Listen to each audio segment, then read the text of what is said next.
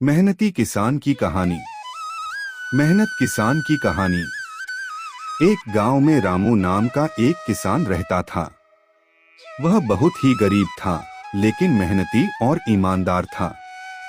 उसके पास जमीन तो कम थी, मगर वो हर दिन सुबह सूरज निकलने से पहले उठता और खेतों में जुट जाता।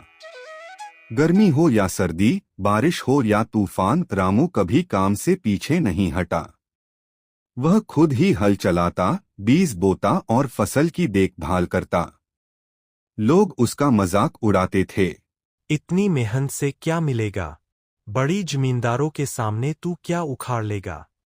लेकिन रामू मुस्कुराता और कहता, मेहनत का फल जरूर मिलता है, चाहे देर से मिले। कुछ सालों बाद रामू की मेहनत रंग लाई। उसकी फसलें अच्छी होने लगीं और उसने धीरे धीरे अपनी उपज बेचकर थोड़ी जमीन और खरीद ली। अब वह दूसरों को भी काम पर रखने लगा और गांव का सबसे सम्मानित किसान बन गया।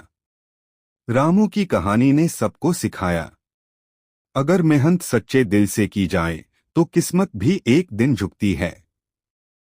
मेहनती किसान की कहानी भाग 2। मेहनत किसान की कहानी पार्ट 2। रामू अब गांव का सम्मानित किसान बन चुका था। उसके पास अब 5 बीघा जमीन थी, 2 बैल थे और एक छोटा ट्रैक्टर भी। लेकिन उसने कभी घमंड नहीं किया। वह हमेशा कहता, मैं तो आज भी वही रामू हूँ जो मिट्टी से प्यार करता है। एक नई चुनौती। एक साल गांव में भयानक सूखा पड़ गया। न बारिश हुई, न नहर में पानी आया।